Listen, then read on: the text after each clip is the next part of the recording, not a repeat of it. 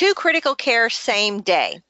Why won't Medicare, well, because they don't have enough money, I can answer this question right now without reading the rest, okay, pay for 2 critical care codes the same day? Is Medicare the only insurance that won't pay for 2 critical care codes the same day, or do all insurances refuse to pay for 2 critical care codes?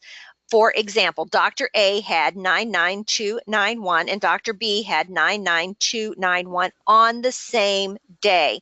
Okay, so what's going on for our people that are new is that critical care codes are specific codes that are, quite frankly, critical care is needed to treat that patient. And one patient can only have one critical care, one doctor can do critical care for that patient. However, when someone's in critical care, you've got more than one doctor coming in and treating them and stuff like that. And if they both want to get paid, what do? I suspect that both Jennifer and Schuyler probably have a little bit of information on this, but I saw Schuyler reach over and grab something. Is that true, Schuyler? Were you grabbing some piece of paper? Yeah. Okay. So let's turn it over to Schuyler. I think he's got something that will... Oh, no, I'm not there yet. You keep talking. Oh, well, that's not a problem. I can talk forever. What about you, Jennifer? Do you have any ideas off the top of your head? Well, it seems to me that critical care did have a guideline in there, and I know they have guidelines in there. I know they have lots of guidelines, but I just off the top of my head, not sure which guideline this might, Well, this happens more than you think. And again, I don't know of it off the top of my head, so I'm going to let Schuyler look it up.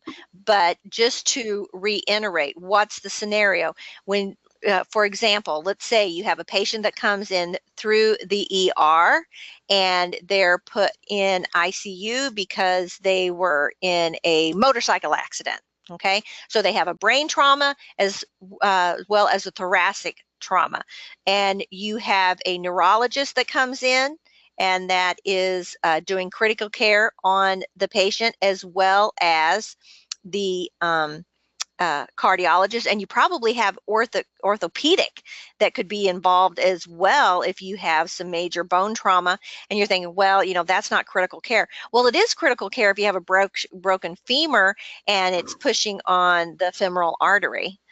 So again, there's several scenarios where you could have critical care with more than one doctor. Anything yet?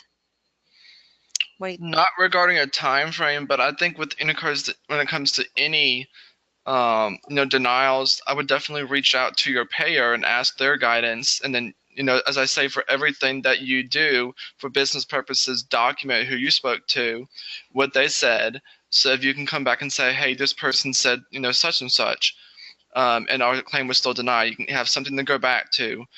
Just like, when it comes to the medical record, documentation is key.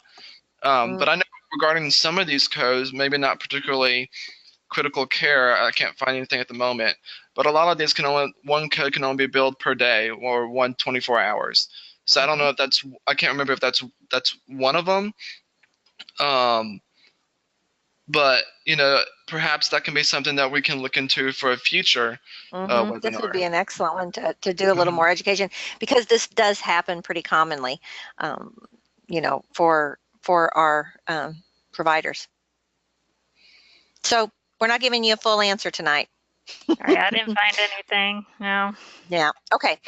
Again, 2 things that Schuyler mentioned that you need to make a note of, though, is that 1, documentation, not just the documentations for the provider on what they did that was critical care, but if you call a payer, and just FYI, this is on the compliance exam, the CPCO, it's one of the questions that you'll be asked about, is if you call a payer, what should you do? And the proper answer is you ask their name, and who am I speaking with?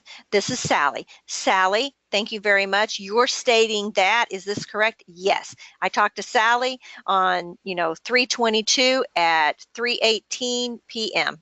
and she stated da da da da da. And you keep that in a log and you make sure, because then when somebody else comes in and looks at it, they're going to say, hey, we just talked to Sally and she gave us this information and it seems contradictory.